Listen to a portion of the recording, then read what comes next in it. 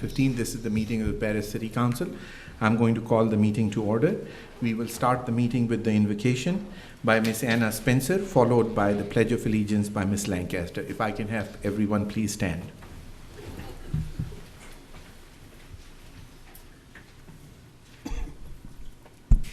Heavenly Father, we ask you that you be with us tonight, that you bless this city, that you bless its leaders, that you bless this council, and to help them to make their wise decisions that needs to be made.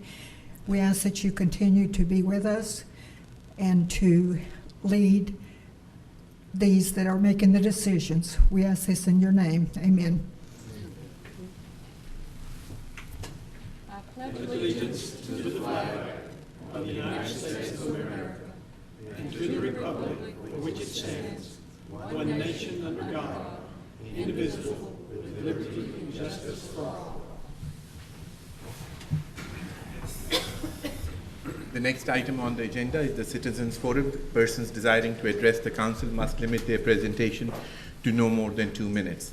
Unless an item is posted on the agenda, the Texas Open Meetings Act prohibits the council from responding to any comments other than to refer the matter to a future agenda, to an existing policy, or to a staff person with specific factual information. Claims against the city, council members, or employees, as well as individual personnel appeals, are not appropriate for the Citizens Forum. The Citizens Forum is now open. If you want to address, please come forward, write your name and address for the record. Mr. Gladfelder. Michael Gladfelder, 1345 Southeast 6th Street, Paris, Texas. I'm going to spend my time discussing, making a comment about item 15 on the agenda.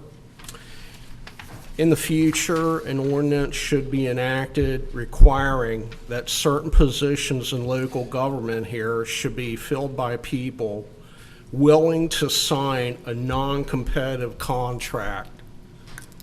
I.e., when you leave here, you don't work the same type of job for private industry for 2, 3, or 5 years.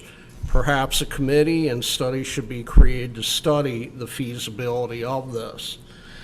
Some of the people that come to work for a city, they're trained by the taxpayers' money. A lot of resources are spent on them, and then they go away. Mike, a little closer to you, please. Okay. Did you hear that? Yes, we did. Okay. The Thank people you. in the back sometimes have a problem. Okay, thank you. Have a good day.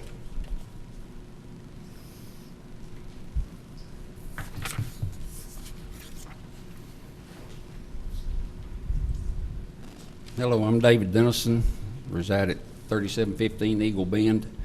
Coming back on the disannexation of my property on 2450 Meadow Lane. Mr. Dennison, can you bring the mic a little closer? Yeah. We're having a hard time. Referring to my property on 2450 Wildwood Lane, I've been here 3 times. When Mr. and Ms. Hudgens was up in May, all of you agreed that ours need to be disannexed also, and I was wanting to know if it'd been swept under the table, thrown in the trash, or what the direction is. Thank you. Mr. Dennison, after the meeting, can we meet? Yeah. Thank you.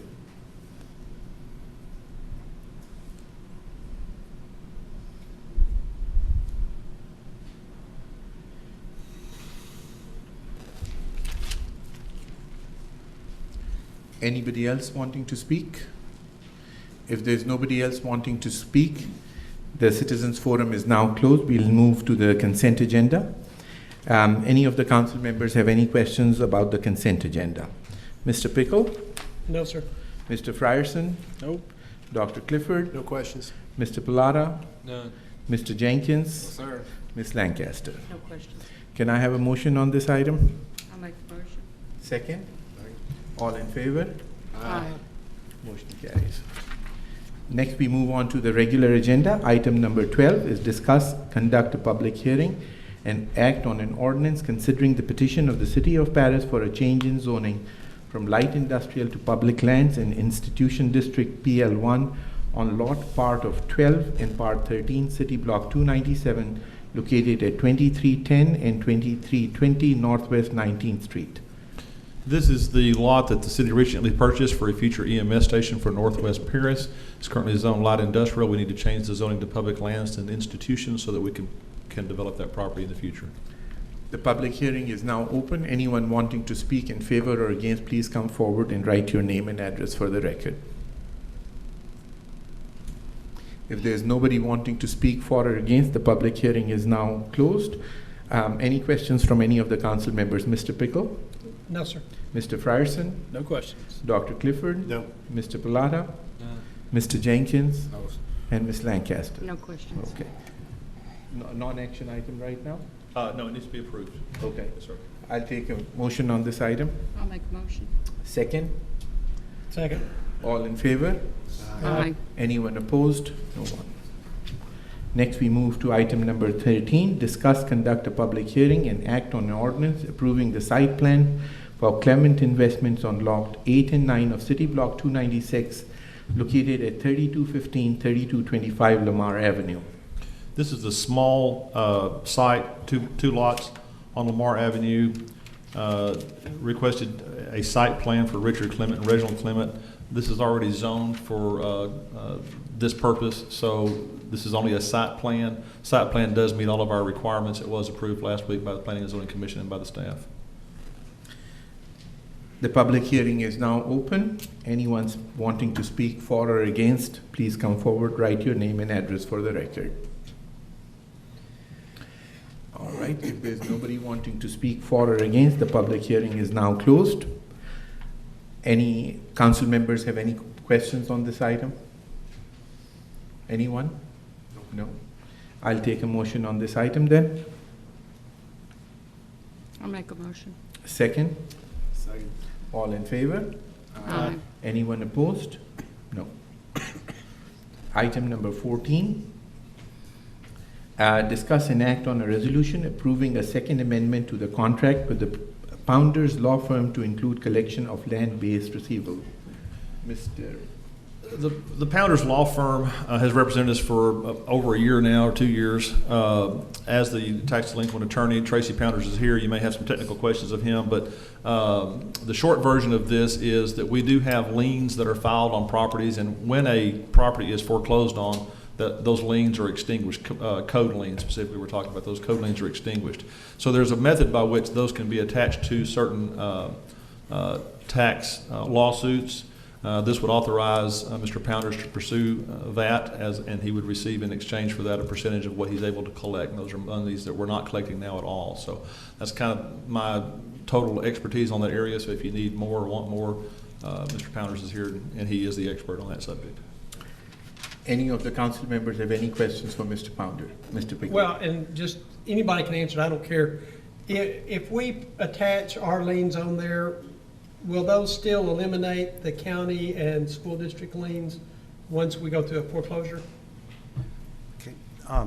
The liens that we're talking about right now are liens that are specific simply to the city of Paris. We're not talking about the tax liens on the property. We're talking about, for most part, the vast majority of which are high weed liens, where the city has come and mowed the grass, and a lien is placed on the property to secure the payment for that. There's also some secured closure liens from where we've demolished properties that are substandard. And this would actually also allow us to collect paving liens if there happen to be some, although they're not that many. We haven't encountered very many of those. Okay, and I understand that. I guess my question is really, if we foreclose on a property, does that also abolish the school tax lien and the county tax lien? Yes, when real property is foreclosed on under a tax lawsuit or under a tax warrant, all of the taxing units have to be a party to that, and thus when it is foreclosed on and sold, it then wipes out everybody's tax lien. It zeroes them out. Okay. So this allows us to get our funds before the school district or the county theoretically get their funds because of these receivable liens. Just for clarification on it, because of the way that the tax code is written, the city would only be able to collect on these liens if everybody's taxes have already been paid out ahead of time. It's actually the last thing on the list that would be allowed to be paid on. It's one of the reasons why the contract is written to where it is mutually agreed upon to collect, because some of those liens, it may not be in the city's best interest to attempt to put that in there, or it may be futile, simply because so many of the properties we're dealing with that have the high weed liens on them, the taxes owed are actually more than the property is worth. So it would be impossible to collect anything above that. But I hope that answered your question. Well, I guess my issue has always been that we're spending city dollars, city taxpayers' dollars, to keep these lots clean. Yes. And we don't have any funds coming to help share that cost from the county and/or school districts.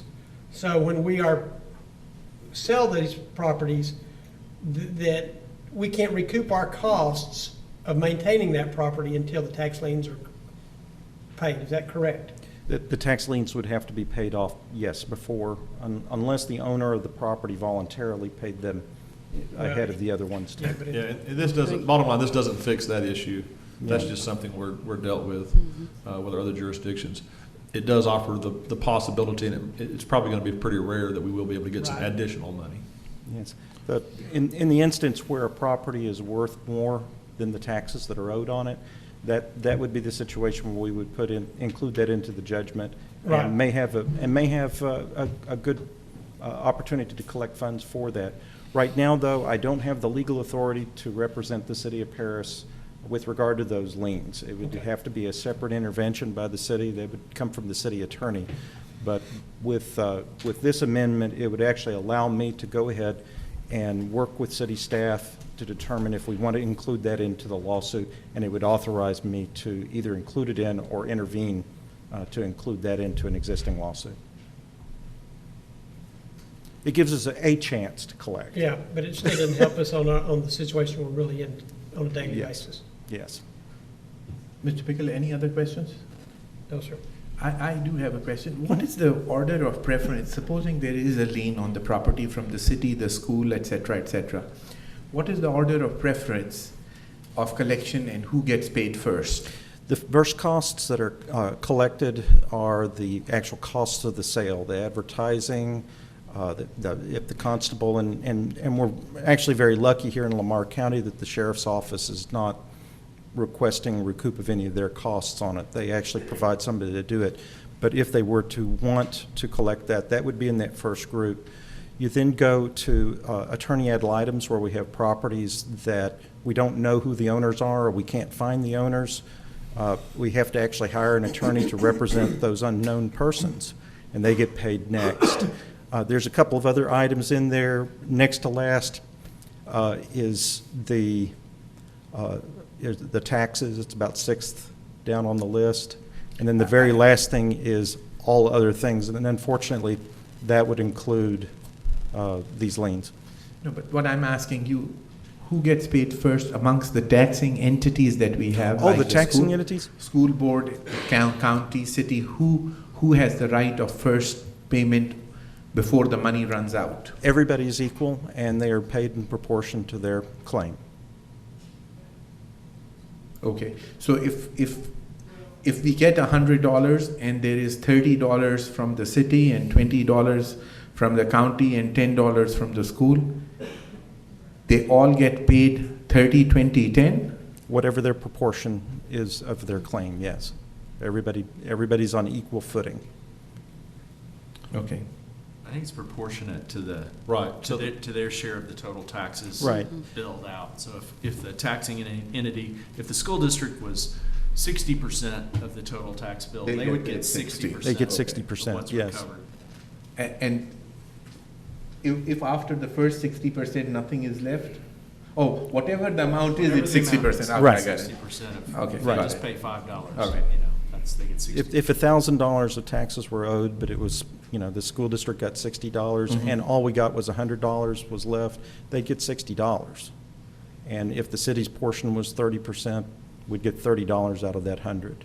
But Okay. everybody's paid. No taxing unit is going to has any preference over any other taxing unit Okay. on that money. All right. And see, that's what my issue is that The city school is paying- district's 3 times what the the city is, yet we're the ones that are incurring all the costs to maintain it, to keep it mowed and all that, and we don't get that at all. So what is your suggestion? I mean, what should be done? We need to send a bill to the school districts and the No, counties. no, I mean, really, what are the options? What I can don't we- know. That's- What can that's- we correct in the system? I don't that- know if there is an option Well, other than as just. far as how it works, you'd have to change state law as far as practicality. If the county and the junior college district and the school district all want to start helping us mow lots, that would be great. I don't think that's likely to happen. Now, Hold my breath. one clarification in that situation, though, is if we take a property to judgment and we put it up for sale and it is bid off, or as we often will say, struck off to all the taxing units, and then the city goes in and mows it. Now, that's a different situation than what Right. we're talking about, the liens. And that's actually one of the first things that would be paid off out of the proceeds of an eventual resale of that property. That's a whole different matter. And that one I would already be looking after the city for. This contract just specifically is those weed liens, secured closure lien, paving liens that show up on the property when we do the title research going into lawsuit. Anybody else? Do you need a motion on this item too? Yes, sir. I need a motion on this So moved. item. Second, Second. all in favor? Aye. Anyone opposed? No. Item number 15, discuss an act requesting HWA not to allow the former city engineer to participate in the city bond planning and engineering. I'm the one who actually put this item on the agenda, and the reason for putting this item on the agenda were quite a few. Can you pull up the sheet that I wrote down, please? No. Okay, all right. Well, did yeah, but everybody got it in their packet. Everybody has it in their packet. And I've got it pulled up here, so they can. Yeah, thank you very much. All right, where is it? Oh, got it. Thank you, Janice. Engineering services were provided by the city engineer for a number of years, and his services were appreciated. However, recently a few projects that were managed by the city's engineering department had raised some concerns. These projects included the fiasco that we had with the Glicks with the recycling management, supervision and oversight of the Church Street project by the city's engineering department, and as recently as the last council meeting, the local government learned that the city lost money over the project, and it is likely to have to pay more money over the next few months. Finally, the bond project, with the lack of supervision and oversight of the work on the Houston Street project and the possibility that there may be more requirement of doing corrections there, have raised enough concerns that I feel that we need to take a fresh look from the engineering standpoint so that we do not end up wasting taxpayers' funds. I personally do not have a problem with the former city engineer working or coordinating any other projects that HWH have with the city other than the bond and sewer project. Also, to add one other thing, if one looks back, somewhat of what Mr. Gladfelter was saying, it's in the booklet of professional engineers, that if there is a conflict of interest and people have worked on a project before, it is generally not recommended that they should continue on the same project after they have switched jobs. But again, I'm no expert on that, and that is why I had brought this item on the council's agenda. I did discuss partially with the city engineer, and he felt similar to what my feelings were, but the council has its rights, and certainly whatever people decide, I'm fine with it. But I think there was enough concern raised by Dr. Clifford on that item, Ms. Lancaster on that item, which is why I placed it. So I'm going to open this item for discussion, and we'll start with Ms. Lancaster. You want to start? Well, going back a few years, I raised questions about the work on West Kaufman, which led to the Church Street project, which was a really bad project. We had to end that contract, and to date we find that there is missing pipe that was not even placed. Now that goes to engineering and plans. The oversight was very poor. I'm sorry, it cost us money. It's continuing to cost us money. It goes over to 3rd Northeast, And that's continuing even today, where we had old lines left in place, still working, sitting side by side, new lines. We have been trying to dismantle that old pipe, and in fact, some people were left without water when they disconnected and found out it had never been connected to the new pipe. Ongoing project. I lost, and I did talk with Sean right here in this council about how disturbed I was about what a mess it was. I think there was just a great deal of no oversight, just going along. And so I have real problems with him continuing to oversee any of our bond project. It's too important. Mr. Jenkins? Yeah, looking over the few projects that he was over, and I mean, I have no problem with Sean, but I know he's changed jobs and things. If he's over that, I wouldn't be comfortable with it. Mr. Plata?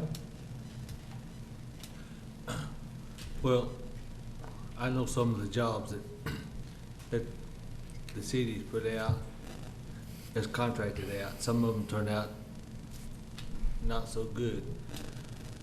But Sean probably couldn't have been there every time. That's what I just like the city manager. He ultimately they're held responsible, but that's just because they're the head of the engineering. But that's me.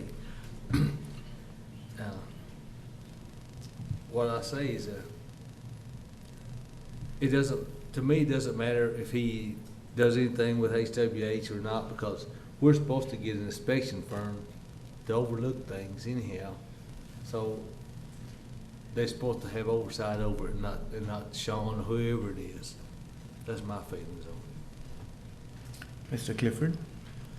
Well, I think my job on the Paris City Council, probably the most important thing we can do long-term is to make sure this bond project is done correctly.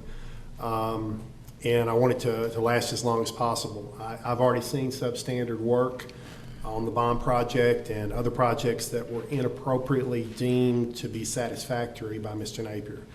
I think the future of Paris is going to depend on the success of this bond project, and I think there are other engineers who will do a better job. So I'm opposed to him continuing any participation on the bond project. Mr. Frierson? Well, I think initially what we ought to realize is that our contract's with AECom, not with HWH. So I find myself very curious about if we're going to now be involved in the business of who our subcontractors employ. So I think that's pretty interesting. But obviously the four of you have decided the way you want this to go, and that's okay, I guess. But my opinion, quite honestly, is this is not a city council agenda item. The council is a policy-making board, and our charter clearly states this. That's what we're here for, policy. Honestly, this is regarding a single individual, again, who's employee of a subcontractor.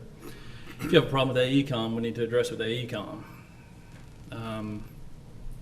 We have the city manager here who I trust, and I think if you do trust the system and you do trust John, then you can trust that he will take the steps necessary to make sure that the job's done correctly and appropriately.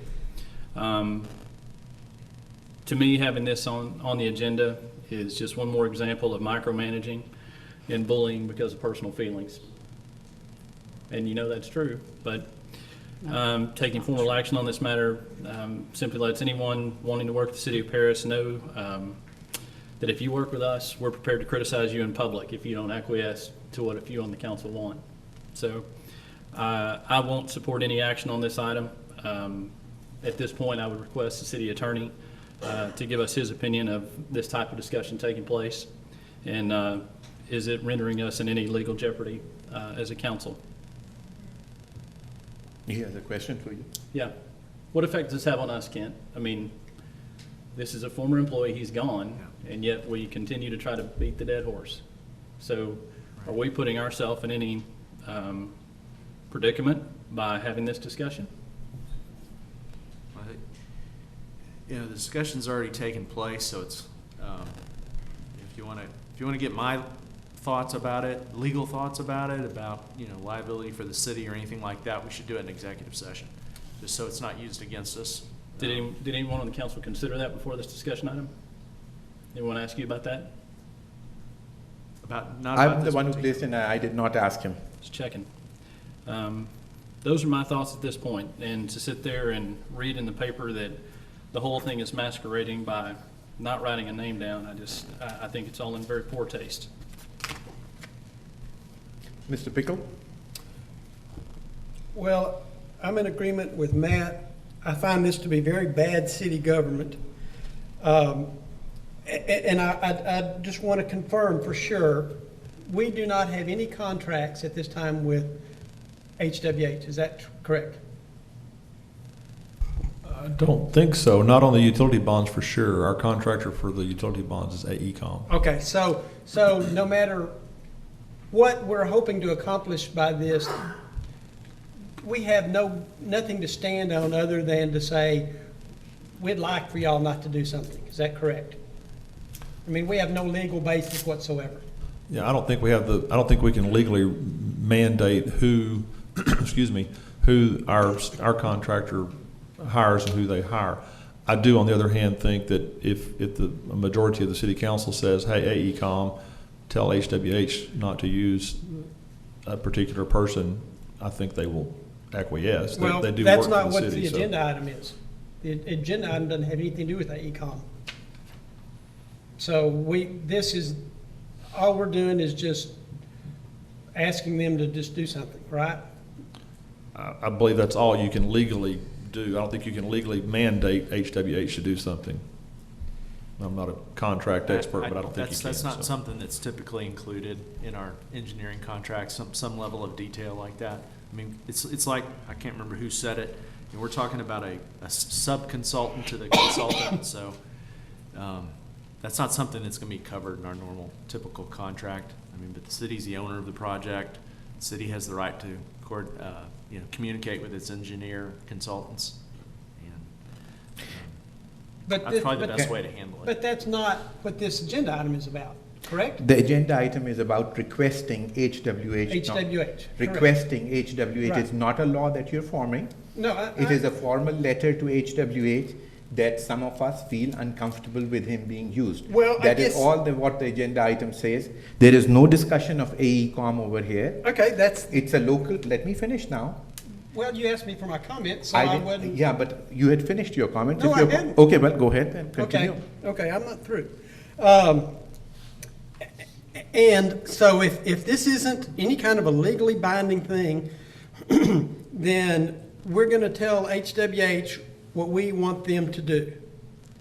Now, isn't this the same company that this council initiated an investigation through the PEDC and dragged them through the mud under the premise of not having an appraisal for an issue that they did have an appraisal for? So I'm a little bit at a loss to see how there's any goodwill between this company and the city council. And I also believe that this is the same company that had an employee that had applied to be on the Historic Preservation Committee, and this council took some extraordinary steps to keep her off. So I guess my thing is this a personal agenda against the Harper family, or is this something that is, well, we know it's not legal, we know it's not ethical, we know it, or at least I know that it's bad city government. And I don't really understand why we're wasting our time here on something like this when we've got more important things to deal with. Are you done with your comment? At this point, I am. Okay.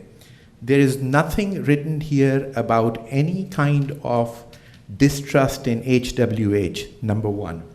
There is nothing written over here to make them look bad in any way or form. By the way, this is also the same council that voted for HWH to get the contract for the engineering program or for the bond work. So if there was something held against it in person, then we would not have voted for them to get the contract.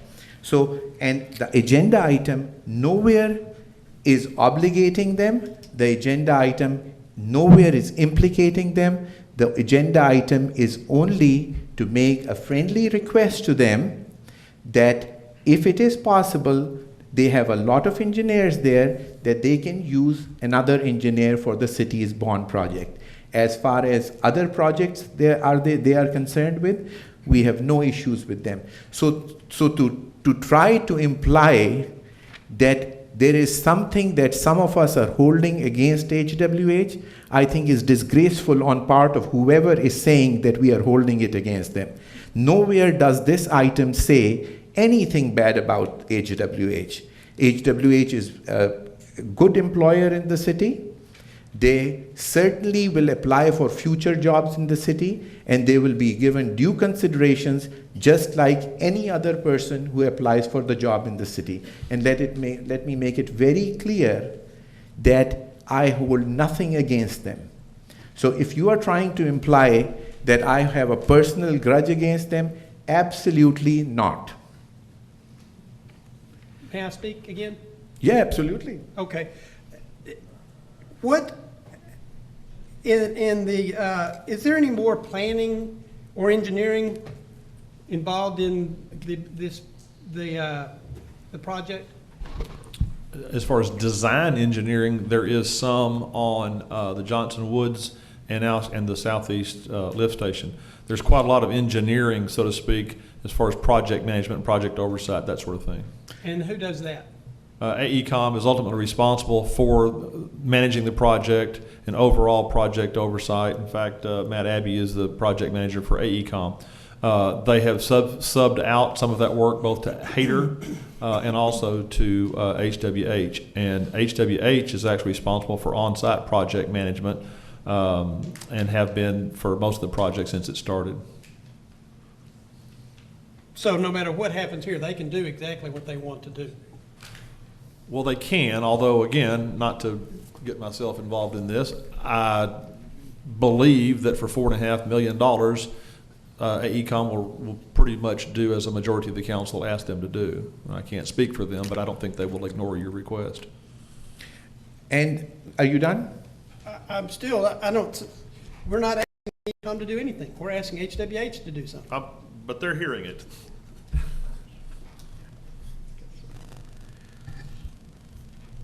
Are you done with your comments or not yet? Well, I have another question, but I'll let you go ahead and just.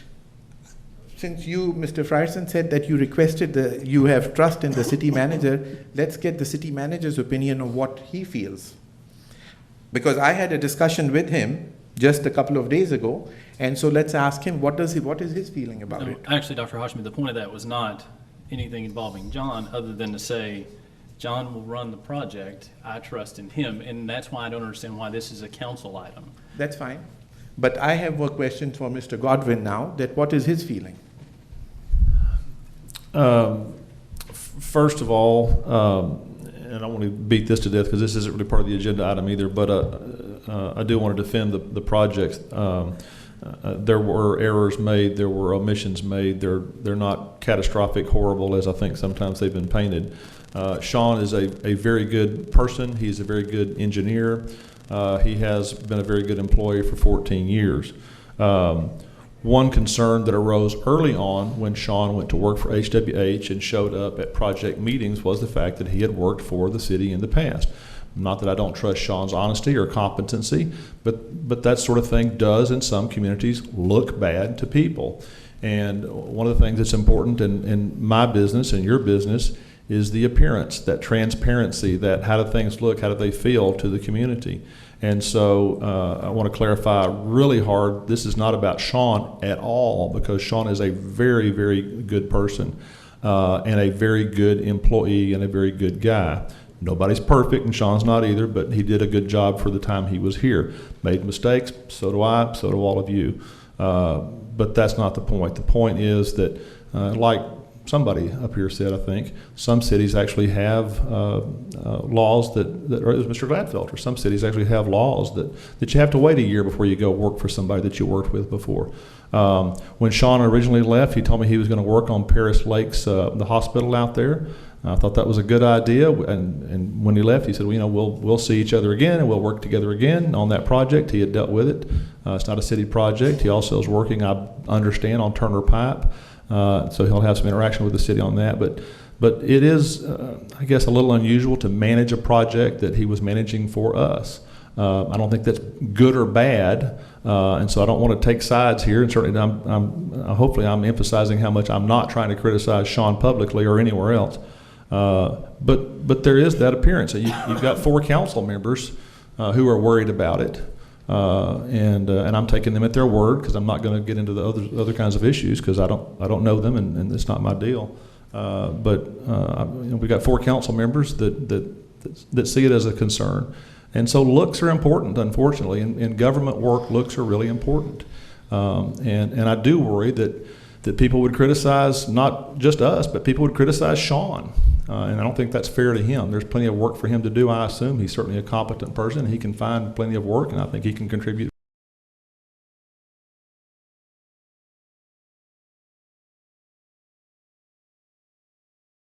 And I think there's probably more than 4 people in Paris that have that concern as well. And I'd like to add one other thing too. Sean is a great person. I have no personal problems with him at all. There are innumerable times that I've complimented him and helped us out when we were starting the project. So I don't want to by any means imply that since there were some shortfalls that he's a bad individual or a bad engineer. He may have all those qualifications. The only concern that I have is really with the bond project that it comes out that the same person who was managing where we found shortfalls, that the Church Street project went bad, which is your street, by the way, then Houston Street project went bad, then the Glicks issue came up, that do we want that same person to supervise our bond project or be involved in actively in the bond project? If the council feels no, it is not, it's okay to do that, that's fine. If one doesn't want to send a formal letter to them, that's fine too. But I think a little concern is there in everybody's mind, or at least certainly in my mind, that there is a problem with this. Now, if the council decides that no, they all feel that it's okay to do it, I don't have any problem. I like Sean, I have nothing against him. Can I ask Sure. a question? Are we not gonna hire an inspector for the remainder of these bond projects? Yes, sir. We're negotiating with Lochner as we're speaking. That's my point. It doesn't matter if Mickey Mouse was over this project. The inspector's gonna trump everything. I mean, we're gonna hire somebody to oversee it. So to me, it doesn't really matter. Because we're gonna have somebody inspecting it and not city people, not Sean or anybody. The inspector that we're gonna contract with are ultimately gonna have the final say in what, is that right? Not entirely. The inspectors are the folks that are in the field who do the on-site eyeball inspections, review plans, review specifications, take photographs, keep records, and so forth. Excuse me. Those inspectors, in turn, report to someone. In this case, Lochner has specifically said they would like to take over not only inspections, but also project management, because they don't want their inspectors working for some other company. And they explain, nothing against HWH, but those are our employees, and we don't want our employees working for another company. We want them working for us. So they've proposed, and I sent you that price a few weeks ago that was huge in my estimation. Part of the reason it was so huge is because they like to make money, I'm sure, but part of it was because they want to take over more than just inspections. AECom has a contract with us to provide that service, either through them or through a subcontractor, and the last time we met with them, which was last week, they still intend to provide those project management services. Those project management services right now are subcontracted out to HWH. Those are currently, the current project manager is a gentleman named Aaron Benson, I think Benson, right? Aaron Benson's been doing that since the beginning of the project. And we were told at one time that Sean Napier was going to take over for Mr. Benson. I don't know if that's still the case or not. But he or she or they would actually be supervising the inspectors, even though the inspectors are working for Lochner. I do have another question. Just since Mr. Pickle has brought that HWH thing, was there an item placed on the agenda by me to have Mr. Holland Harper requested that he wanted to come and talk to the council on participating in other projects? Was there an item placed? Yes, sir. Yes, sir. There was an item, and then last about And Wednesday. who placed that item on the agenda? Well, you're the one that contacted me. Okay. And then Mr. Harper contacted me about Wednesday of last week and asked that he be removed from the agenda. Okay. So there's nothing against HWA. They're completely free to come and bid for whatever they want. However, if people have reservations about it, I have no problem. If you want to table this item and rediscuss it another time, I've really no issue with that. And if you even don't want to send a formal request to them, if you want to have a verbal communication, if the city manager says that some of the council members feel that he should not participate that closely with this project, I don't have any strong feelings one way or another as far as that is concerned. So with that said, Ms. Lancaster, you want to add anything? Or? Well, I think this is an awful lot of money, and it's a big project for our city. If we have any question in our mind, let's just remove that question. Mr. Jenkins? Well, first of all, I don't like what people are always talking about micromanaging for one thing. Mm-hmm. And we were voted in by the people to do the best thing for the city, and that's what I'm here for. Amen. Mr. Plata? I've had my say about it. I don't feel like that Sean should be held accountable. I mean, you're actually just saying that he's, you say you don't have nothing against him, but actually the perception is you really do. So, but I'm not for that myself. Dr. Clifford? I agree with Mr. Jenkins. We need to do what's best for the city. Okay. And Mr. Frierson? Well, I don't think anyone up here is doing things. I would hope that they have the best interest of the city in mind. I guess I'd just like to draw it back to my point of if the city council is going to get in the business of looking into the subcontractors, I think that's kind of a slippery slope, and I just don't agree with that at all. Mr. Pickle? I agree, or I understand and agree with what Aaron said as far, and Sue, that we were elected to do a job. I don't seem to agree that we were elected to do this job. I think our job was to manage the city manager. His job, if he has an issue with it, this is his job to discuss this with AECOM or HWH or whatever else away from the city council, because it's not our job. We don't have the expertise. As far as I know, nobody up here has is a certified or a professional engineer, nor have they been trained to be an engineer.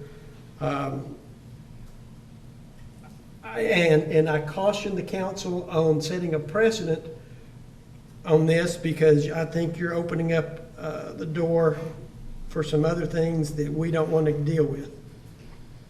Okay, since I put the item on the agenda, I'd suggest that let the city manager discuss with HWH what the feelings of the council members are, not to take a specific motion on this item, but let him discuss with HWH and come back to the council with what conclusion he can come to. That's my suggestion. You want to table it? I don't want to table it. I'll just give this as a motion, that let the city manager be allowed to discuss the concerns that some of the council members have, and not take a specific action on it. Let him discuss it with HWH and then come back and report to us of what they feel and how he feels about it. So we're just giving him direction? Yeah, Okay, so we don't need to take a vote, we can just give him direction? Yeah. I think that's fine. Everybody in agreement on that? Okay. Item number 16, receive presentation from John Carney of Trenchless Technologies, John Newell, Nodig Tech LLC, and Mark Mathis, WL Prospecting, about trenchless pipe bursting, discuss and possibly take action. I don't think this is necessarily an action item, but that's okay. I do want to ask you one thing. You were going to get somebody from AECom to be present. Are they here? He is here. Okay, great.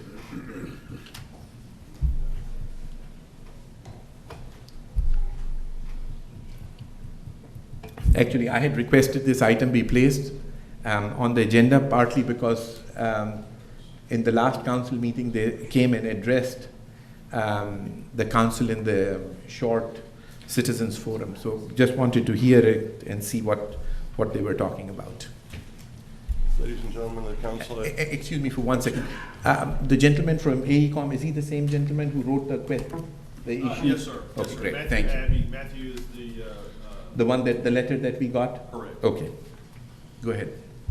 Ladies and gentlemen of the council, I appreciate the opportunity to appear before you. We reviewed the bid proposal that was submitted for the second phase or third phase, the $25 million engineer's estimate. And if this were a medical analogy, you've been asked to conduct open heart surgery, the old-fashioned way where they cut you from the belly to the chest, and not explore the laparoscopic surgery, the minimally invasive surgeries that are available in today's technology. There is a technology called trenchless pipe bursting, which is the minimally invasive method for pipe replacement. I'm here with Mr. John Newell, who is the award-winning first runner-up of the national award-winning trenchless pipe bursting project of the year last year. He's worked for every municipality in North Texas. He is installing pipe, water, sewer, from 4-inch to 42-inch pipe in a minimally invasive method. And I want to ask the board to consider including in a redefine the bid proposal for the $25 million phase to allow for trenchless pipe bursting and a pipe material called HDPE, high density polyethylene pipe, as an alternative to polyethylene or to PVC pipe, which is the pipe that is used in trenchless pipe bursting. I have a lengthy presentation. I want to start really at the end and go through a list of suggestions that we're requesting that council consider, and then use the time I have available as wisely to explain the trenchless pipe bursting and answer any questions that you may have, and introduce Mr. Newell and show really the superior technology that is not being considered. But what we're suggesting that the board consider is a resolution to modify the bid proposal, not re-engineer it. We believe the engineering that's done is adequate to allow for the bidders to submit in the alternative a trenchless pipe bursting solution and the use of HDPE pipe to replumb your city. You're talking about tearing up Main Street, 2 trenches 10 feet apart, literally, that will disrupt your business, your community, your traffic for months. Now, the pipe bursting method is a technology that pulls new pipe through the path of the old pipe. And the only circumstances where it doesn't work is if you're relocating the pipe physically. And there is some portion, a small portion of that in your bid. But the vast majority of it is replacing the pipe, upsizing the pipe. Mr. Newell holds the record for the largest upsize done in this country, and that's upsizing a 5-level. Each level is a 2-inch increment of pipe that would be 2 to 4 to 6 to 8 to 10 to 12. That can be 22, 24, 26, 28, 30. Those capabilities are readily available, demonstrable, and we've included in our package, and I have a copy for everyone, the write-ups, the stories, the national news that's covered his pipe bursting accomplishments. In the package I'll leave with you, we have a list of his experiences over the last 6 years with the different kinds and sizes of pipe and the customers that he's done it for all over North Texas. There's a lot of material to cover, but the simple explanation is that high-density polyethylene pipe is fused, and PVC pipe is mechanically joined. Your plan has 22,650 potential leak points. If the project was done in high-density polyethylene, you would have less than 500 mechanical joints. If I can show you, John, would you bring up what we're talking about? And I have a picture. How do I scroll through the PowerPoint? You can take this and just use the arrow keys there. Thank you very much.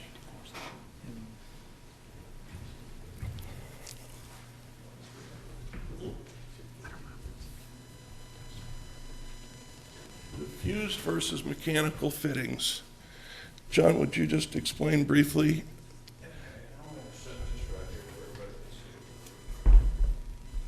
HDPE pipe, which is what this is a high-density polyethylene. The molecular components of this pipe allows it to stay pliable over time. So you, with PVC, this material, over time it'll get brittle and tend to have shear breaks with ground movement. Where this is, they've had earthquakes out in California that the whole side of the mountain has fallen away, and the only thing left standing is the gas pipes that are made out of this same material. So the gas pipe stays there, where the steel pipes are broken, collapsed, gone, PVC. So it's a very good product, and obviously you can see the thickness of this versus the thickness of this pipe, and they're now saying this has a 100-year use life, where this has a 50-year use life.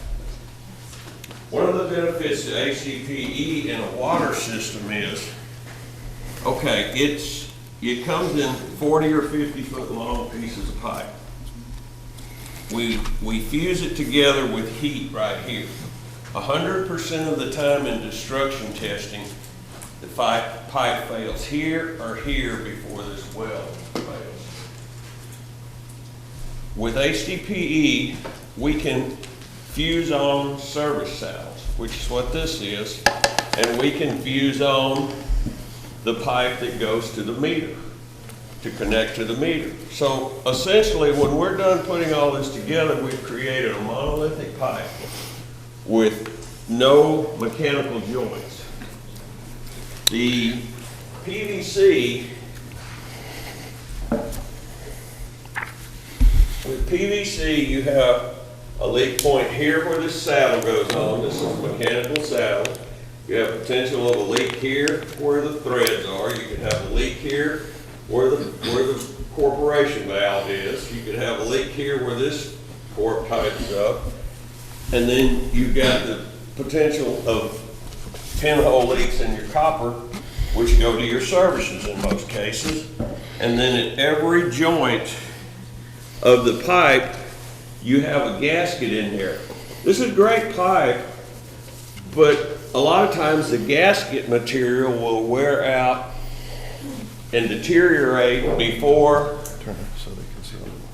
before the pipe does. So this is another source of leaks with this gasket. And when it's put together, if they don't do it right, it can cut the gasket. There can be a twig get in there, a little rock, debris of any kind that may not show up as a leak for a couple of years, but your warranty's over with then. So if you can put in a system that is not gonna leak versus one that has all these potential leak points, I mean, this is the future for cities, and it's a pipe product that'll last twice as long as PVC.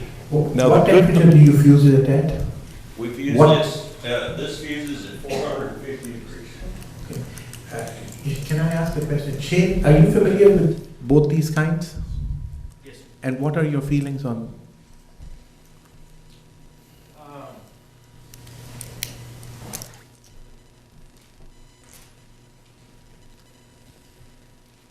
Of course, I'm not an engineer. Let me state that real quick. My feelings on it are, we personally have not had trenchless technology used in Paris in a long time. It has been at one time before. The only problem with some of the project that we're working on with bid number 4 is that a lot of the system that we're trying to replace right now, it's hard to divert the water or the sewer.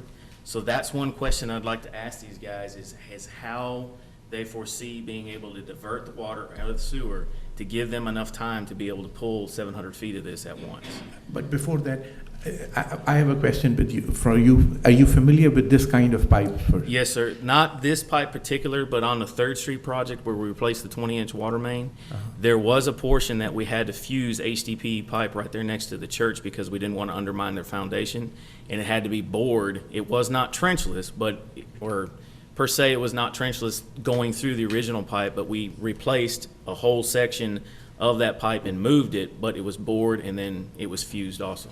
And did the city staff do that or somebody else? No, That's the it was a 3rd Street contractor. project that. It was a subcontractor of, what was the contractor's name on? Whatever. McKenna. And have we had any problems with, I mean, we may have had problems on 3rd Street, but I'm specifically asking, have there been any problems encountered so far with that? No, we've had several areas of town where we've done fusing of HDPE pipe underneath Clarksville, underneath Lamar, both on that same project. And then there's also very numerous areas in town where we've had other projects where we've done fusion.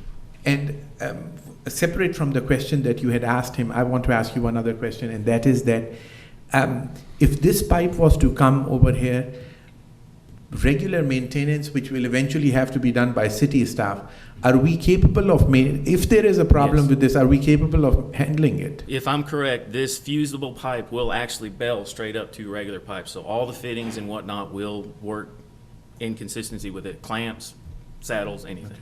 There's not any change in materials. Okay, thank you. You can answer his question too, but I wanted to ask. I'd like to point out the American Water Works and the Plastic. Can you Pipe please speak in the mic? I'm very sorry. The Plastic Pipe Institute represents both the PVC and the high-density polyethylene product lines. And their publication clearly outlines, and I'll leave you a copy of, clearly outlines the superior capabilities of this product. Now, the most important part about this is you can do 20% more pipe than you can using this product in the open cut proposals that you've requested bids. You're paying almost twice per linear foot of product in your bid of what we're used to installing. And does it require any other further engineering for this? That's the important part, and that's what I wanted to start at the end of my presentation, because we believe that the current engineering, you simply make the bids give the option to the bidder, make the bidder do the work, submitting a proposal that uses high-density polyethylene pipe and trenchless pipe bursting if he chooses to submit that into the bid. to make it an equal or acceptable methodology and product. And by doing that, you have the best of both worlds. You have the contractor who's responsible for the delivery of a finished product making a decision over the material and the technology used to install the pipe. Now, why would you care about the methodology? Because we dig a hole every 700 feet and a little hole if there's a service tap. And the pipe is drawn in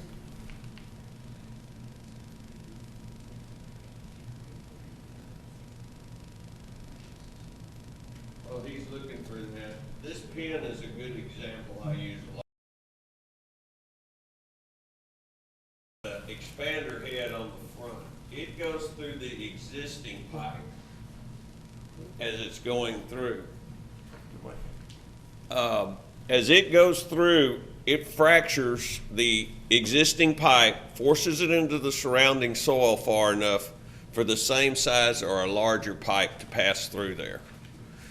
One of the bigger jobs that I've done was taking a 24-inch reinforced concrete pipe with 3-inch concrete thick walls and splitting it, opening it up enough to pull a 34-inch pipe through that same corridor that was used to be a 24-inch.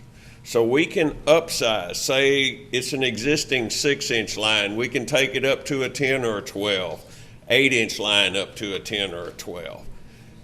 Old 6-inch lines that you now want to take to an 8-inch so to make that the city standard and supply 6-inch fire hydrants so that everybody's got fire protection. We have the capability of doing that with old 6-inch pipe. Okay, if you could stop. Any of the council members? No, my questions are of AECom. Okay. Anybody else has questions? How long has this technology been in use? I mean, how much experience do you have with long-term success of it? Over 30 years. It's been used. The technology began in London, England with gas lines. They had old gas lines under buildings they couldn't tear down to replace the gas lines. So they patented the technology, and it's over 30 years old. It's been used extensively in Europe for more than 30 years. It's been used by us for the last 6 years, and it's been well established and approved for potable water, for sewer applications, for gas line applications. It is the premium product, and it costs less and you get more of it. Now, what we suggest that you do is allow the bids to come in with an alternative of trenchless pipe bursting, not tear up your streets, not disrupt your traffic. You end up with a lower bid that will give you 20% more pipe to put in the ground than you've defined. Now, your water loss reports turned in every year. If you haven't seen one, it's worth looking at. But your water loss reports identify the amount of water you produce and the amount that you sell, and the delta between the two is lost in the pipeline. Now, that pipeline, the losses are broken into two categories. The one area is the losses where you know the loss occurred, where you had a main break, and they went out and replaced it, and they documented it and said, okay, we know a main broke there. Your own report says that 99% of the water losses you're occurring right now are from unknown sources. Now, there is a technology out there, several technologies, that allow for water survey. Your methodology, I've talked to your acting engineer or the engineer tech, you worked solely off historical leak data. You did not do any acoustic testing, any of the testing methodologies that allow you to determine where your pipe is either leaking or where the pipe wall is diminished in anticipation of a leak will occur. So you have 20% of your budget can be spent in isolating, identifying the remaining Well, you're only fixing 8% of your existing water and sewer lines. And over the next 20 years, you'll have to replace the rest. Now, if you do the worst of the pipe replacement now, take that extra 20%, use the available technology to determine where the leaks are occurring, the ones you don't know about, replace that pipe. You start an economic phenomena where you start saving the $500,000 or $1 million that you've historically lost in water that has gone out of your pipelines between the production and the customer meter. Now, if you focus on that remaining 20%, identify and fix those pipes, you will save the money that then you can reinvest in the 20-year program that will allow you to tackle the remaining 92% of the pipe you have not replaced. If I can stop you for just a second, I'm going to ask the AECOM gentleman because he had written some issues with trenchless technology. So if those questions were written by you, can you please come and address those so that we can ask them?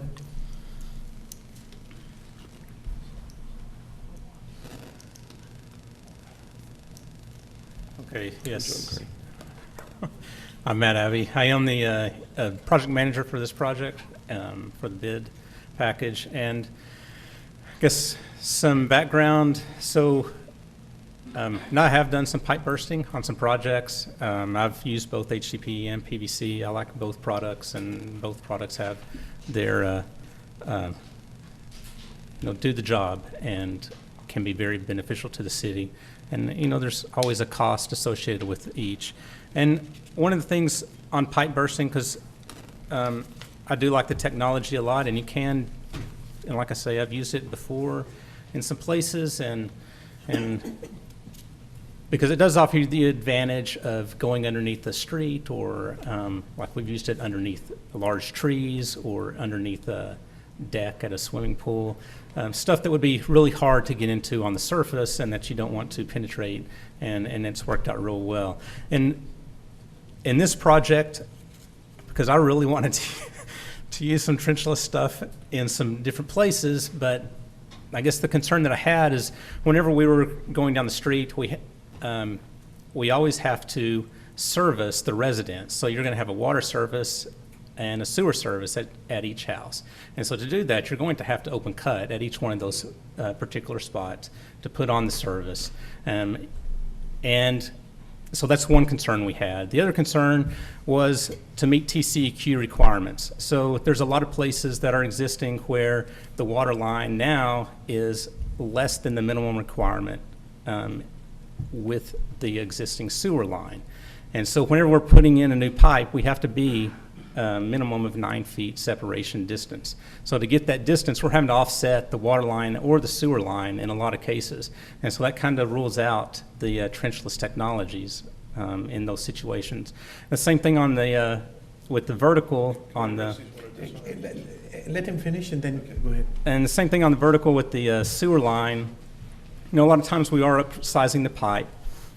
We are changing the slope of the pipe, and so that changes. So, if you were to pipe burst it, it's going to be the same slope. A lot of times we need that slope a little bit steeper. We are having to replace a lot of manholes that are brick, and so you're open cutting there. We're certainly open to different areas if, and I'm more than willing to meet with these guys if they want to show us some areas that we could look at trenching, look at trenchless technologies, then we're open to that. The other concern we had was on testing and making sure that there's enough time to test the water lines. And the same thing with, we're replacing a proposed service with an existing service. We're replacing the existing service with the proposed service, but at the same time, you want to serve the residents of Paris while you're doing this operation. And there's different methods that contractors use. You can use like a 2-inch pipe to provide temporary services, and we do that a lot of times. There's also, you can use the existing pipe and leave that in service. Whenever you're doing the trenchless technologies, that's one of the questions that we would have for for you guys is how we do the serve people while you're installing pipe and making sure that that works, and also testing while you're installing the pipe. And then the other thing that, as an engineer, I do have some issues with this. Whenever we're pipe bursting AC pipe, and in fact, I'm doing this in Arlington right now. I mean, that's a friable material. You pipe burst it, it gets into the soil. Then you have to come back and you have to tie onto that new water line. But as you're tying onto it, you need to make sure that there's not asbestos in the area whenever you're making that connection. And so to me, that can be a hazard that you have to overcome in the process. And I know that trenchless technologies is coming of age in the United States, and so it's going to be more competitive in the future. On the projects that I've done in the past, we've found that just unless you're doing a large amount underneath the roadway, then there's you got to define where that line of the cost-benefit ratio is.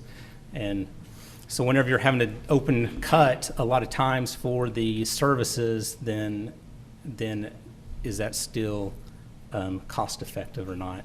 And, maybe that's some of the things that we can address with these gentlemen. If you can start with Shane's question and then please go over.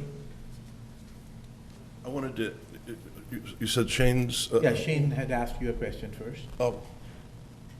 How do you propose to divert sewer, and how do you propose to divert service long enough to get the testing requirements taken care of, and to get, simply said, we have one sewer line on the northeast side of town that flows 3/4 pipe full all day long.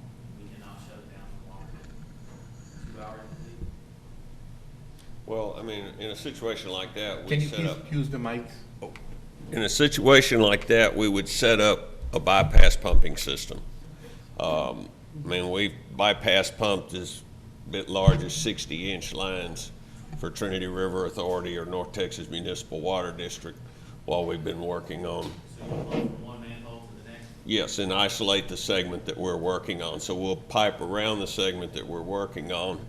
As far as temporary water to the residents while the work is going on, we do put down temporary water lines, which then connect to the meter. So I've had ladies come out and tell me, God, we got better water pressure than we've had in years, and all we've got them on is a temporary water line. And I said, wait till I get you on this 8-inch line, you're really going to like it.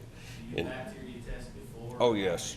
Yes. Yeah. Well, the pipe itself, you can do it either way. You can either pre-chlorinate it and pull it in and hook them back up, swab it and hook them back up that day, or you can have your temporary line set up, go ahead and pull it in, do your test in the ground, you can do your pressure test, you can chlorinate it, send your samples off. When everything comes back, you hook it up live and connect everybody up. So nobody's out of, in a situation like that, usually they're only out of water 30 minutes while we convert them to the temporary line and 30 minutes while we put them back onto the new line. Okay?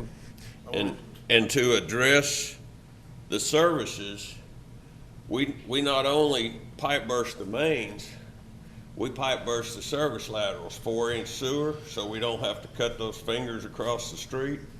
So we pipe burst those, and even on water, we do that via trenchless and replace that without having to cut the street.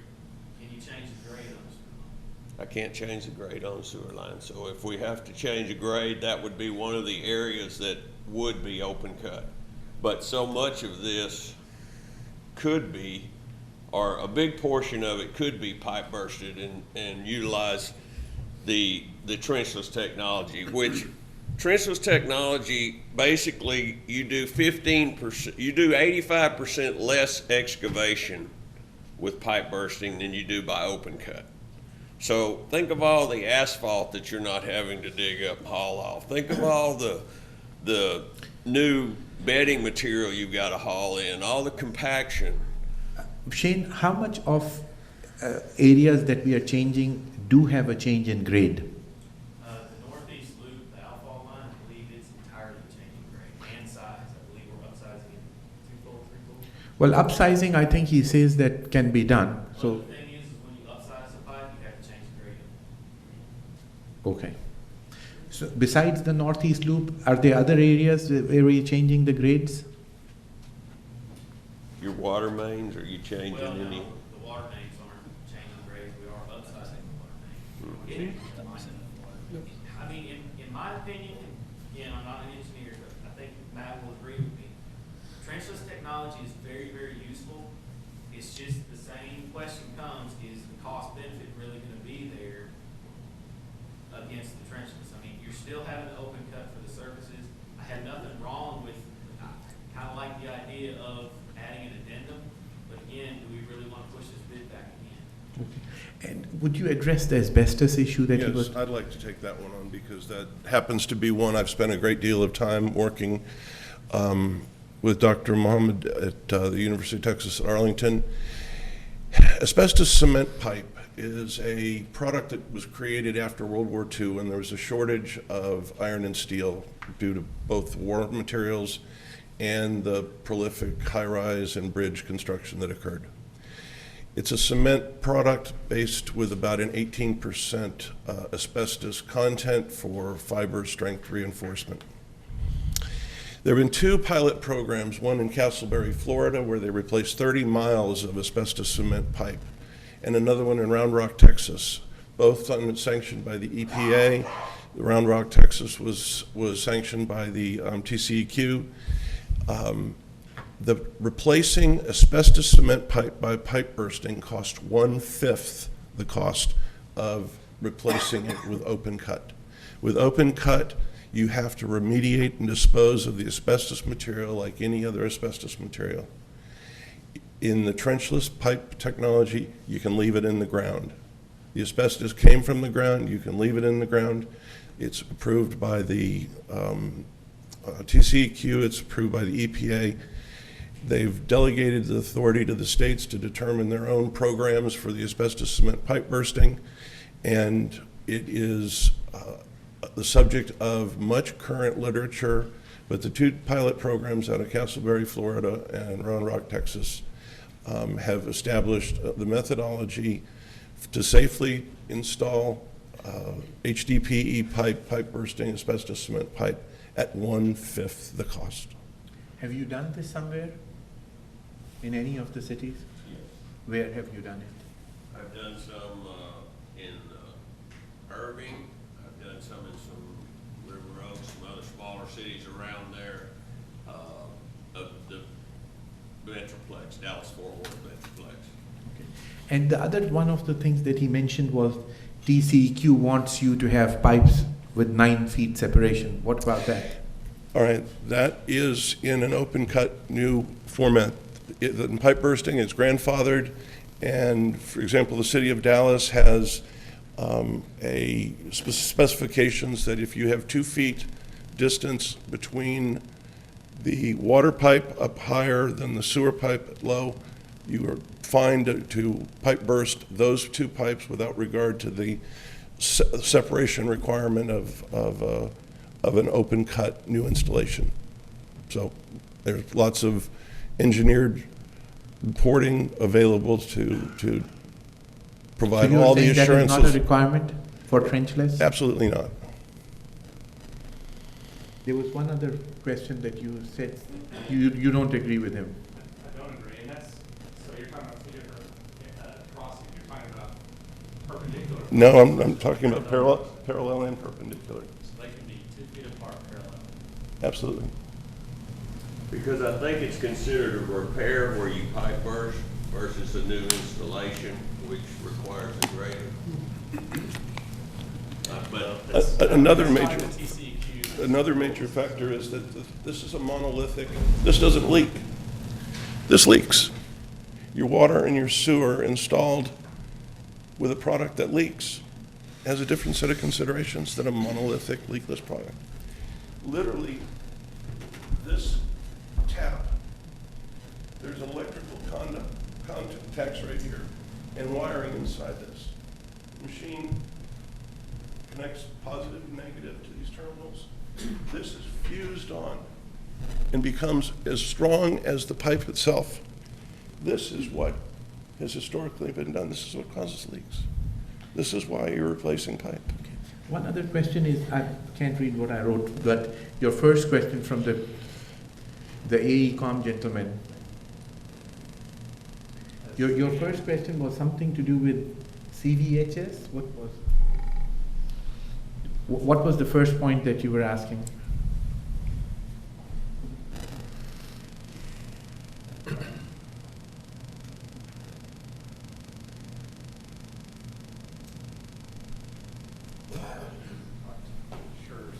I'm not sure what you mean by CVHS. Okay.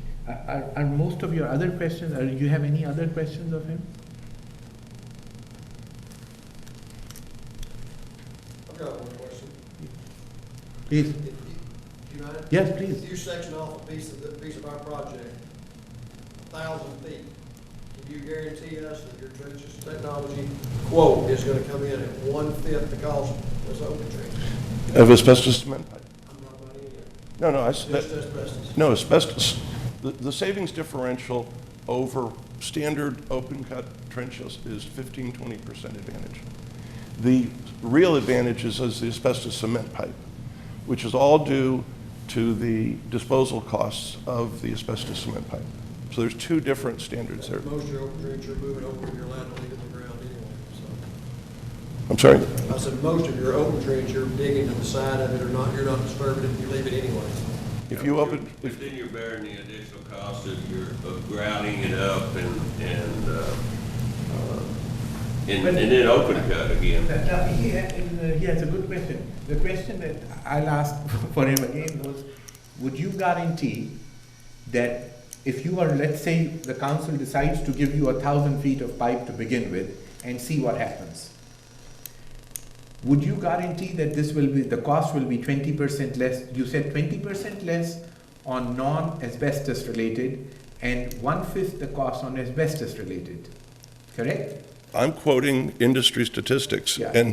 And so, yes, I'm telling you, if you give the I have a very bidders on simple this. question. Would you guarantee that the cost that we will spend on this technology on 1,000 feet of pipe would be 20% less compared to others? Yes or no? That's our experience, yes. Okay. Yes. Anybody else has questions? But if I might, my suggestions I have for Paris is to put this to the bidders. Well, we haven't gotten there. Let's Yeah, first let the council ask you questions Yes, first. if, I have one question. Some of the cost, actually the pipe, looks like it's probably gonna be a little more expensive, but the cost really comes for the equipment to dig that, right? That's where you save a lot of money? well, it's both the equipment, there's 85% less pollution from trenchless because of the heavy equipment used to dig the dirt, to haul it off, haul off the asphalt. As I talked to Shane, you just are stashing it somewhere and not recycling it. Is that pipe actually more expensive than PVC? No, No? no, no. This pipe, but the savings is mostly due to the displacement of dirt. Yeah. Remediation, by doing it 85% less excavation, now you're disturbing less road base to put back down, recompact, all of that. Right. That's what And the service taps he talked about, if you would want 2 trenches down your the street in front of your house, or a 4-foot hole, or small as 2 foot by 2 foot. 4 by 4 is kind of the standard, 3 by 3 sometimes on water. That is the size of the tap hole. The size of the entry pit and the exit pit has determined by the pipe diameter and the depth of the pipe, because the pipe can turn radius of 25 times the outside diameter of the pipe. So it's very flexible, but it's determined, as a matter of fact, I have a slide, I think, that, Another good thing about this pipe, say you have a manhole in the middle of an intersection that you're taking this new pipe to. You can actually pipe burst into that manhole and back the tool that does the pipe bursting back out, so you don't have to dig in the middle of an intersection. So if you've got one of your major thoroughfares through here, or where two highways cross, you may not want to dig that and divert traffic around. You can eliminate some of that with pipe bursting. And you are sure that you can increase the size of the pipe? Because that was the other thing that he wrote down, that you cannot increase the size of the pipe. And when you actually, he wrote down that if you do trenchless technology, the size may actually be smaller, correct? That's what you wrote in the paper. Well, what I said is if you were to do a pipe insert, then that would be smaller. Yeah. But you can, I mean, what I've read is typically you can go from like a 6 to 8, 8 to 10, 10 to 12, That indicates a great deal of naivete about trenchless technology. This man holds the record for a 5-level increase. We Where do you on a one or regular two? basis of upsizing, 8 to 12 inch or even larger. It's commonplace. In the beginning, everybody was nervous about it. Nobody tried it, but I've tried it and I've done it, and now the industry recognizes that it can be done. And what you have here in the package that I'll leave with you all. You've estimated this will last 100 years as opposed to 50 years for that, is that correct? And what's that based on? What allowed you to come to that conclusion? That is what the Plastic Pipe Institute, which is who tests and approves different, they're affiliated with who tests and approves the material.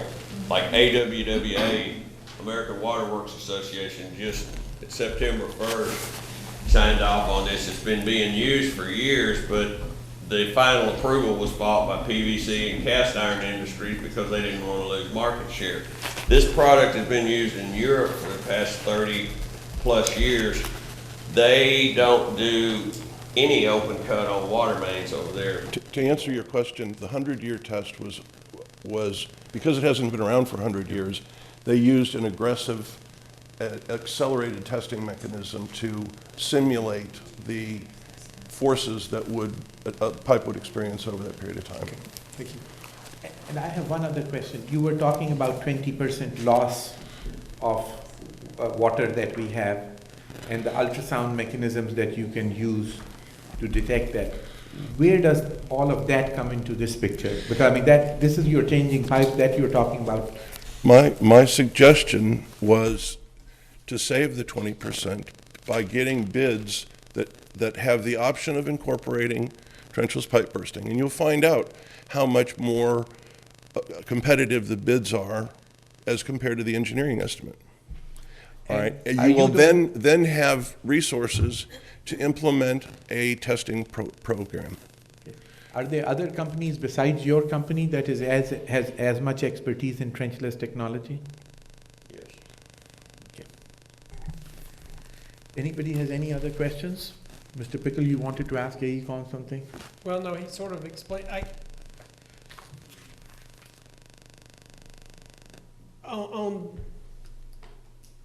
is your job basically to manage the project and to bring it in and do get as much done at the best price possible? Yes? My job. No, not you, him.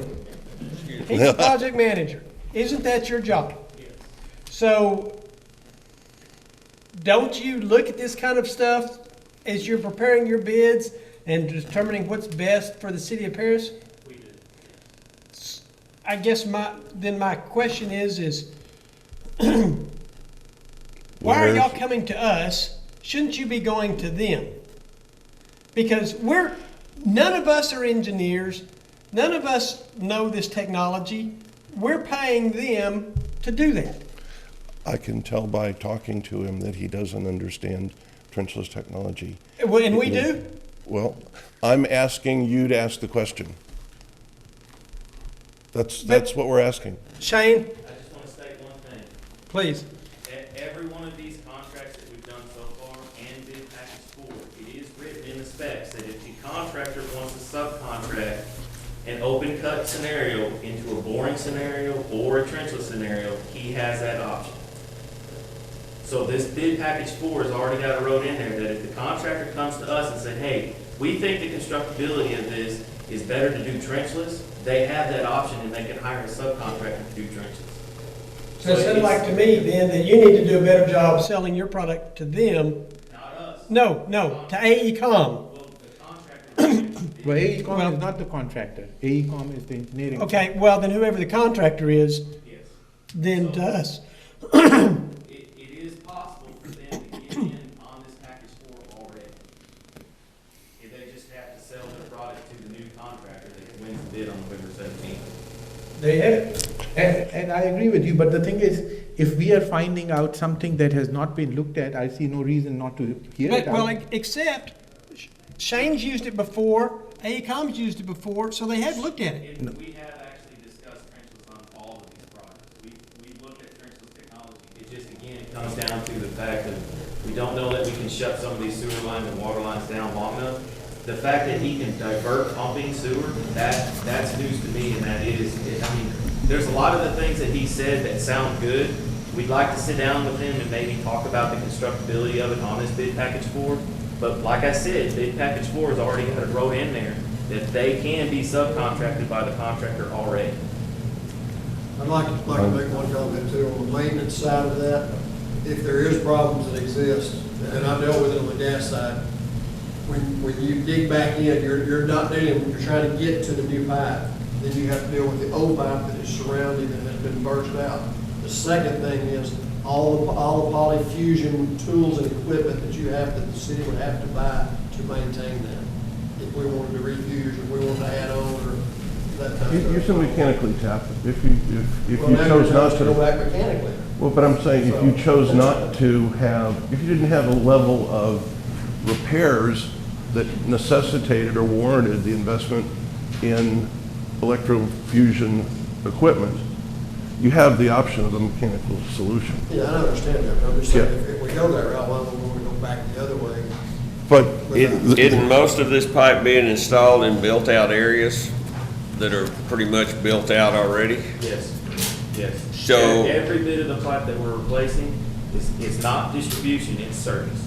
So it's a fair statement to say that you're already going to be reestablishing all existing services that are there with HDPE and very minimal additions to that, possibly.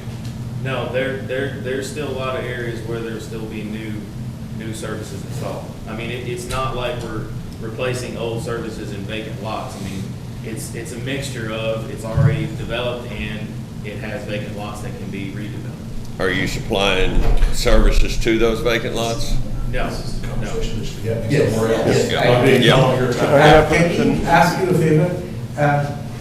That why don't you people discuss it with the city manager and the city staff? If all of the council is in agreement, they can discuss it with them and the city staff can come back and tell us what outcomes you had. Anybody else? Please. Should have been the path all along. That's fine. So why don't we have you discuss it with them and then come bring it back to the council after you've had discussions with them?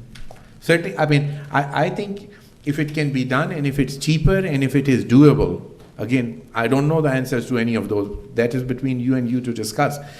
But if you people can come with it, all the better. Why should we spend more money if we can do the job at lesser cost? And have it last twice as long. Yeah. I mean, that's huge, if that's true. That's Yeah. huge. And not tear up your neighborhoods. Whatever the other side effects of it might be. Social and non-economic costs are huge. Right. Well, you need to talk to them and convince them and then bring it back to the council. But thank you for coming. I mean, I'm very happy to have heard it because whether we use it or we don't use it is, up to others to decide. But still, I think it's nice to be able to hear new technology. It's good. Thank you very much. Appreciate your attention. Thank you. So you'll come back to us after discussing with them and see. Okay. There's no action on this item, obviously, just directions to come back. Item number 17, discuss the airport advisory board minutes. We need a motion to untable, so I'll make a motion to untable. Second. All in favor? Item is untabled. Mr. Godwin?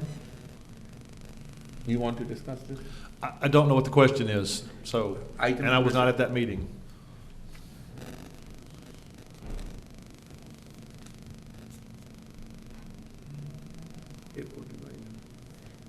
Who has put the item on the agenda? I didn't put it on. You pulled It it. was tabled at the last, you had a question you wanted to ask me, but I don't know what the question was.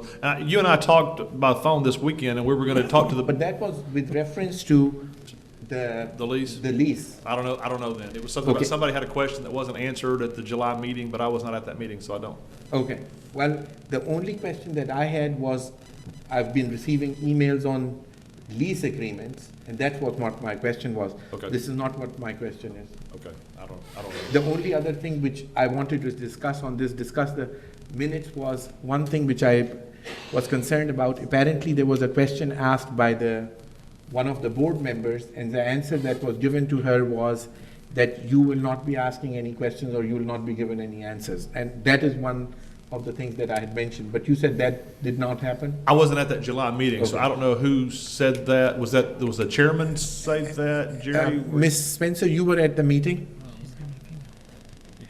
Was that you who asked the question and you didn't get an answer, or what was the issue?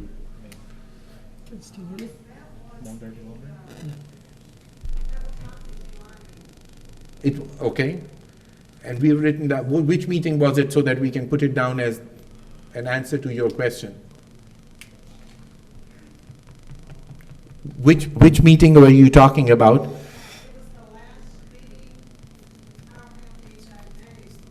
August 20th. So we'll have to re-table. Okay, yeah, except that the item on the agenda has a specific July 16th meeting. It was not the July 16th meeting. The August meeting. It's the August meeting, so we'll Okay. have to bring it back. But the Well, basic, but perhaps this was on the agenda the last meeting we had, and we haven't seen the August. We have not seen the August minutes yet. And then we just approved them already? Yes. it was not a question of approval or not approval. The concern was, one of the board members said that when she was asking the questions, she was not being given the answers. Well, that's what I'm saying, but it was just now presented in our packet tonight. We haven't got. So it has to be a different meeting than August meeting. So that's what we wanted to see the minutes for, so that we can pull it out and clarify the situation. Okay, I just need to know which meeting. Okay, well, what I'll do is, I'll go through all the meetings and I'll come back with that. All right? So table that item. I'll make a motion to table it till I've reviewed all the minutes of all the meetings. Second. All in favor? Okay. Item number 18, discuss and act on a new airport hangar ground lease. And this is the policy only, as we discussed earlier, a few days ago, the mayor and I did. The board has for a while had a draft ground lease policy. This is for hangars, for the ground lease, so that you can build a private hangar. The hangar's private property, but it's on city property. And three changes that they have requested. And one of those is a longer lease term. The current term is 25 years according to that policy. The notion is that a 40-year lease term would be more likely to induce someone to want to invest enough money to go build a whole big build a building. The second one is to increase, that says lower on here, that's a mistake, I'm sorry, increase the square foot rent. I think it's 25 cents a square foot now. And those rates are 10, 12, 15 years old, and to increase that to, I believe, 40 cents. And the third thing, and this was discussed a little bit by a couple of members on the advisory board, was reducing the insurance requirements. There was concern that the insurance requirements in the policy were just too onerous. Specifically, one of them that was a concern was, well, why do you have to have fire insurance? Well, you should for common sense and good business management, but why does the city care if a person has fire insurance if it's his or her building? If his or her building burns, the city's not out anything, our land doesn't burn up. I don't know if that's a valid concern or not. It kind of makes sense to me, but anyway, that's the policy. That's a policy only, not changing leases. That's something that's been discussed too. It'll probably come back to you in the future. It'll be in fact, I think it's on the airport board's meeting agenda for this Thursday. But this is just the policy, and those are the three changes that the airport board recommended. All right, any discussion? Just for clarification, there has been discussion for years about a new ground lease agreement, though, correct? It's my understanding that the airport board's talked about it on more than one occasion. For years, because when I was on the airport board as a liaison years ago, it was, Steve Gilbert was discussing it and trying to work up one at that point. And I remember Jack Ashmore drafted something at one time, too. In fact, I think he's the one that drafted this policy at one time. So it's been discussed. I don't know where it's been. I hadn't been involved in that just until the last couple of months. I've started going to the airport. Okay, but it has been out there being discussed. I believe so. Okay, well, because we got a memo from Kent that said they didn't know that what Sean said was just plain false. And I just want to say that that's not false. We have been discussing, I mean, Sue, you've been on it. Yeah, It has been it's been out there a discussed. long time. Okay, I just wanted to clarify that Sean wasn't just, Well, he's discussing been beat it- up enough yeah. tonight, so I didn't want to. Discussing it and doing it's like two different things. I mean. Well, it's been, as far as I know, it's been worked on. I know that it's been worked on for at least 4 years. But that's. Then you should make a motion to approve it. Well, we, I don't So- think there's been a new hangar built out there privately in. well, no wonder, we don't have a lease. I don't think it's because there hadn't been a lease. I think it's. Okay, You well, hadn't let's, had somebody who wanted to go forward with the my, project. my point is that There's it a has good been lease. discussed. There's a good ground lease agreement in place that's been in place since I've been here. And Well, it has I've been reviewed it a discussed. couple of times, and I don't have any legal problems with it at all. Okay, well, I don't, just saying it has been discussed. And why would we want to increase the years from 25 to 40? You understand? I guess to encourage people to build something. I think it- yeah, Goes th- back to the city after the lease is up. And I think also that is, and you're asking me something to remember back 3 to 4 years ago, which I have trouble remembering what happened yesterday. But I think that was sort of to make us competitive with other lease agreements in this area, like a Mount Pleasant, Sulphur Springs, things like that, that were granting 40-year leases. Is that what they did? I think so. From what I remember, that's what the deal was. Yeah, From what I and remember. again, the biggest part of it is it's a capital lease. So that means you're gonna go build a building at your cost, and at the end of 25 years, you have to give it to the city for free. Not And necessarily. so- You can get an Well, extension. right, You can but get the- an extension but- of your ground Okay, lease. but the lease says at the end of 25 years, it's over. That's the term of the lease. You can always renew leases and enter into new contracts, but the lease says at the end of 25 years, it goes back, unless you add the lease. Any further discussion on this? Okay, so are we going to approve this change to the new policy? I'll make a motion. Second. All in favor? Aye. Okay, and they will bring back the new lease that whatever they write. That's something they're discussing, so that may be a month or it may be 6 months, I don't know. That's just, they're starting on that. Of course, that'll need to go through the attorney. All right. Item number 19, discuss failure to stop for school bus during loading and unloading of children, provide directions to staff. Mr. Hundley. This is with reference to an email that we had received. I think all council members have received this. Complaint from one of the school bus drivers where they potentially had an accident and children would have been hurt. So I put it on the agenda to discuss.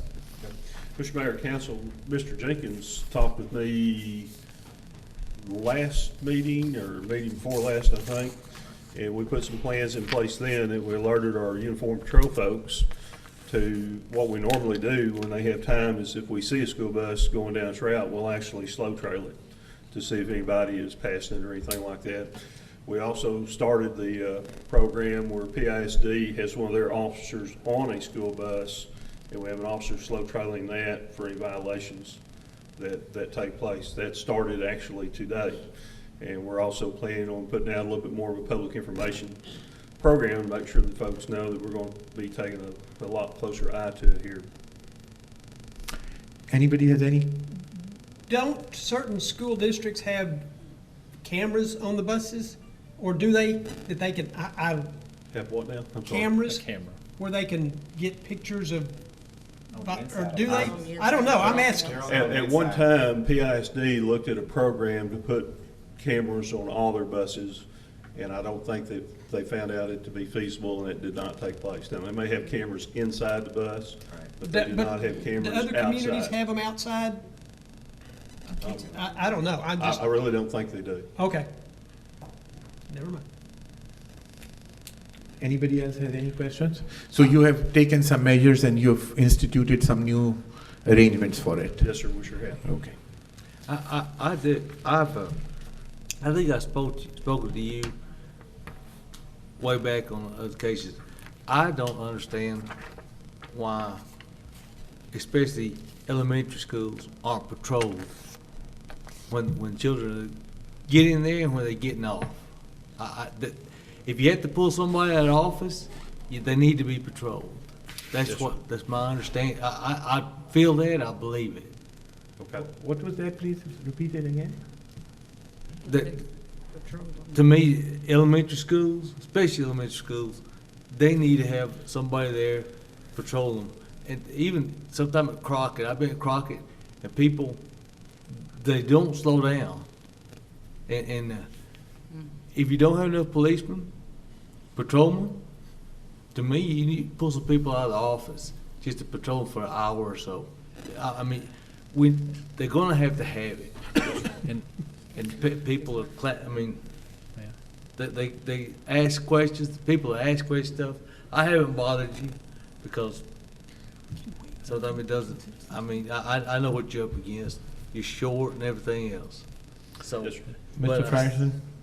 I would only say that as someone who does drive to either Aiken or Crockett every day, you certainly know when the presence exists. It is straighten up and fly right whenever either the trailer is out for speed or a patrolman is sitting there. And I know there's usually a concerted effort around the first of school and things like that. So it's there. I mean, I agree with Benny. I wish you could be there all the time, but for those times, for those of us that are just passing through, it is noticeable, the difference. We'll certainly work on it. However, this particular incident actually happened on Pine Mill. It was not close to the school. Right. This was on Pine Mill, so I don't know what the solution. They can't be everywhere. Can citizens do anything about this? I mean, if we see some moron whipping around, It's the same Other than thing shoot 'em? on any type of traffic violation. You can't do that either. oh, you can't? Yeah, don't stop anybody. Okay. Okay. But if you can identify the driver and a tag number, we can work on that, yes. Okay. But we have to have somebody be able to identify the driver. Right. So just the tag doesn't help. No, not, just the tag doesn't help, no, sir. Where I've seen, I haven't mentioned it because I don't have an answer to that. You can't be everywhere. But the loop out there, and people don't say anything, but that they brought it to my attention that cars don't usually slow down, and they just go around them. But I don't know what the answer is. I think if the letter which the council people saw, if that was maybe sent over to the newspaper or somewhere that people can read it too and understand the gravity of the problem, Yes, sir. maybe it'll affect them. So a little bit of education, It's in the plan, yes, sir. yeah. All right. Thank you. Thank y'all. Thanks, Chief. Consider approve future events for the city? Anything? Nothing? Okay. So moved. Second. Second? I'll say. All right, all in favor? Aye. Oh, yeah.